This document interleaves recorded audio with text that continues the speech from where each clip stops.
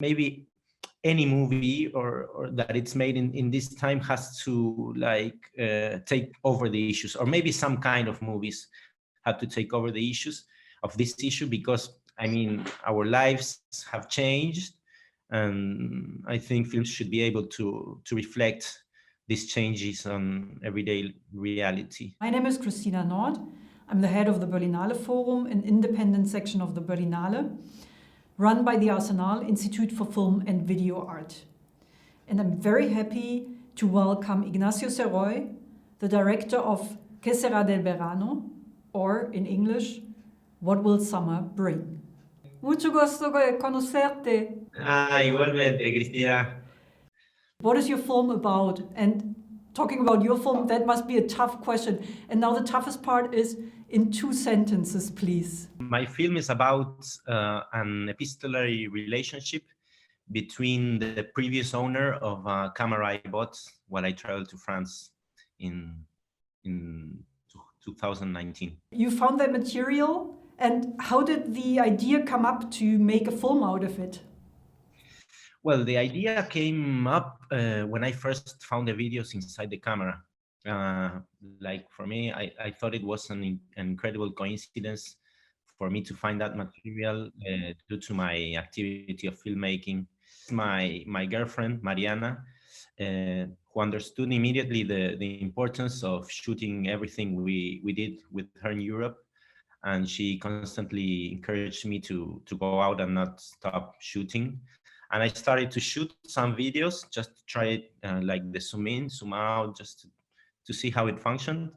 And immediately, the visor was very small to see, so I plugged it in the computer to download the videos I had recently shot. When I connected it to the computer, I see that there was like a folder that said, I don't know if it was like 30 gigas or more like that were used. So there I found out that there were like 4 hours of material, and I started looking it. And the first thing that caught my attention is that the first like 15 videos were about dogs and the dogs in the river, and I found it very stimulating. I said, wow, this is like a person that is very obsessed with his pets, and I found it very tender the way he talked to them. Titi tiene más de 15 años. Hola, Titi. Lo encontré abajo de una caja de cervezas cuando vivíamos en Toulouse. Trabajaba allí en una fábrica de aviones Airbus. Lo llevé a casa y Margot lo quiso enseguida. Esto là.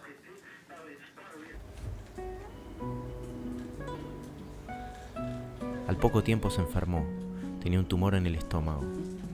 La situación era complicada porque no teníamos el dinero para pagar la operación. Tuvimos que pedirle a nuestros compañeros de trabajo, a nuestros amigos, a todos. Juntamos el dinero y lo pudimos operar.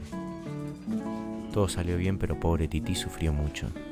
Hay animales que las tienen que pasar todas.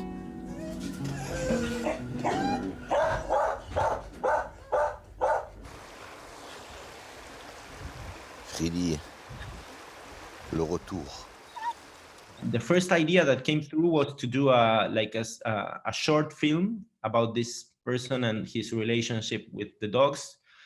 But then I started to see a lot of material with his family, and what was very curious for me is that he also shot himself, and he's always very conscious of the camera. I have a lot of moments of him looking at the camera like from far away, and so I thought that, well, this guy is not that only is shooting his everyday life, but he has like this conscious of the camera, you know, and the videos were like shot in a very I don't know, it's not academically like well framed, the shots, but it had like some freshness, you know, the way he made the zoom in, the zoom out, the way he used the night vision. I found it very stimulating the way he had shot those videos. So at first I didn't know how to approach to that material. I just thought maybe it would be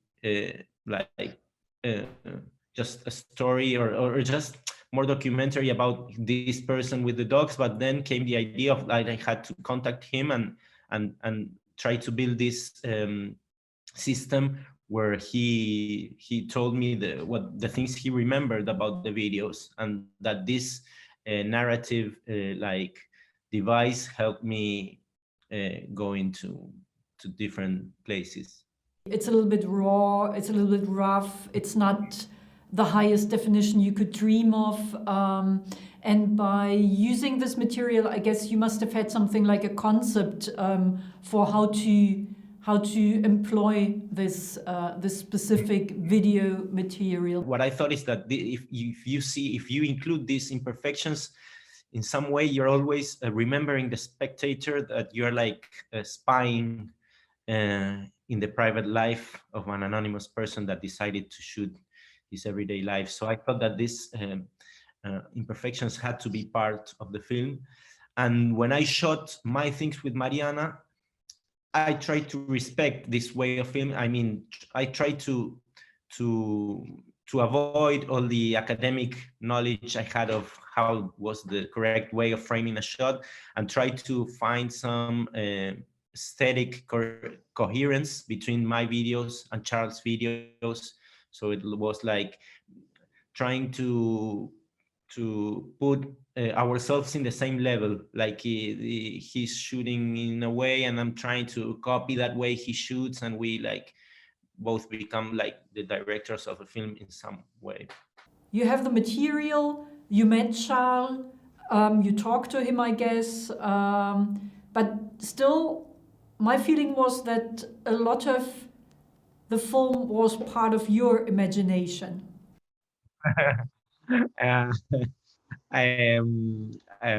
What can I say? What I can say is that there are some parts that are true, and there are some parts that it's part of my imagination, but I'm not going to say which parts are true and which parts, just to keep like the magic of the film. Los incendios empezaron esa tarde y continuaron durante la noche hasta el día siguiente. La situación se estaba poniendo tensa. Nadie entendía del todo bien qué pasaba. Era difícil de creer que las milicias atacaran de esa forma a la población civil. Más creíble parecía la teoría de que el Estado mismo hubiera causado esos incendios, con el fin de perseguir y masacrar a los insurgentes, que los veían como terroristas. Y aunque la televisión no lo dijera, ni lo mostrara, la gente sabía que el ejército estaba atacando de forma sangrienta a las pequeñas localidades rurales, donde se suponía que estaban escondidos los rebeldes. Pero iban contra todos, mujeres, niños, ancianos. Did you have any idea about Cameroon before you found the material? Were you sort of like familiar with the situation in Cameroon? No, I absolutely not. When I first got in touch with this material of Cameroon, that it was like an ex-colony of France, I started to investigate a lot and found out that there was this conflict nowadays between the part that talks in English and the part that talks in French. So I thought that was something interesting to show something of the tension of its country. I didn't want to just see or talk about like this what could have been like a tourist view about an African and exotic place, but trying to get a little bit deeper into what was really happening there. ¿Cómo te fue? Bien. ¿Qué te dijeron? Es re linda la escuela. Es más grande. Es para la noche también, de 4 a 6:30. Pero hay posibilidades de hacer más horas. Tampoco es tan lejos. No. No, en el subte llegamos en 10 minutos. Pero es verdad que son 3 euros y pico. Por día. Salvo que vengo en bici. Sí, también.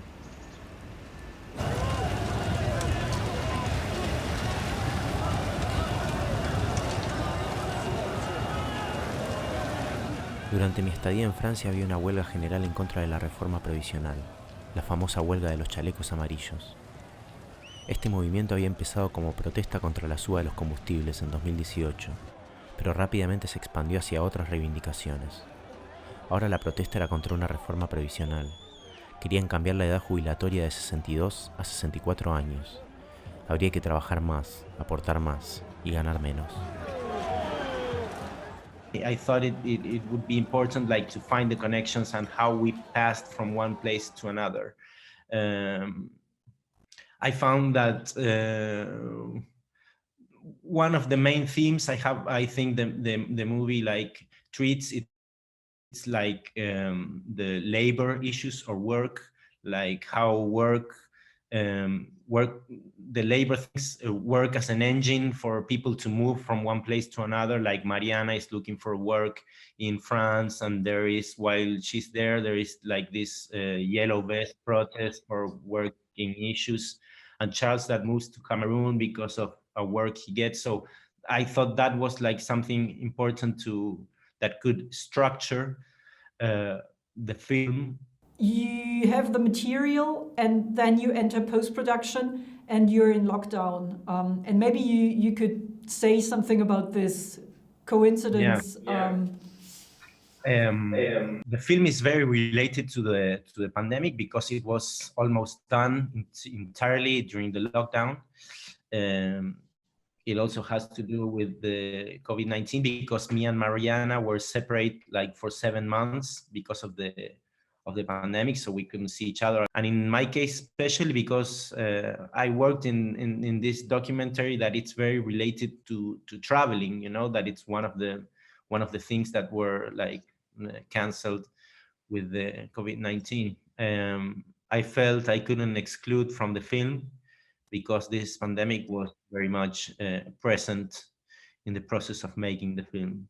And apart from that, I also thought that it worked like dramatically in the film. You know, after the huge travels you see in the film, it was like in a way of returning safe home. You know, like after you saw everything like that, it's like me returning safe home in the middle of this strange situation, a new situation we're going through. So I thought it was like a nice way of starting the final sequences of the film, me coming back home safe. Yes, most certainly. Thank you very much, Ignacio. It was great talking to you. Okay. Y nos vemos pronto. Well, nos vemos pronto. Hasta Ojalá en luego. junio.